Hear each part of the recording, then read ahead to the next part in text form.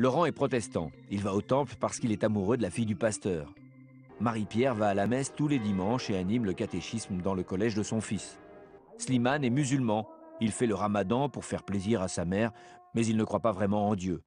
Gabriel, juif fervent, éteint la lumière et ne touche plus à un appareil électrique dès le vendredi soir et tout le samedi, c'est Shabbat. Sophia dit qu'elle est catholique parce qu'elle est baptisée, mais elle ne va à l'église que pour les enterrements et les mariages. André est athée et quand on lui parle de Dieu, ça lui donne des boutons. Georges se demande si Dieu existe et ça l'angoisse parce qu'il voudrait bien qu'il y ait quelque chose après la mort.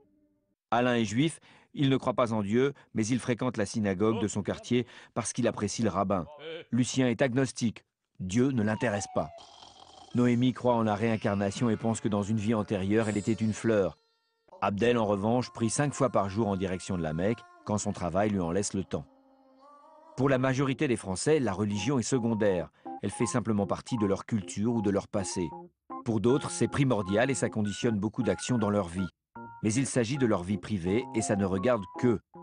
La France est un pays laïque, ce qui veut dire que l'État et les institutions religieuses sont séparés.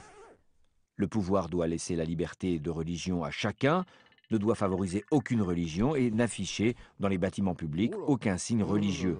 Les membres de la fonction publique doivent être totalement neutres en matière religieuse.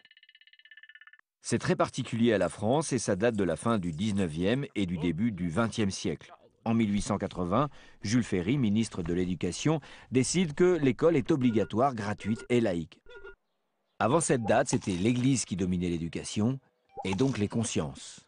En 1905, une majorité républicaine vote la séparation de l'Église et de l'État. L'État ne finance plus l'Église catholique, ne paie plus le clergé et ne considère plus le catholicisme comme la religion officielle du pays.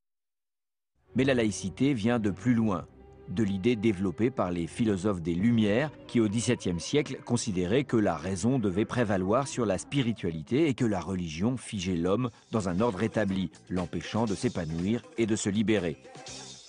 La Révolution de 1789 a été porteuse de cette idée et s'est faite contre la noblesse, mais aussi contre le clergé qui dominait la société depuis des siècles et réglait la vie des Français.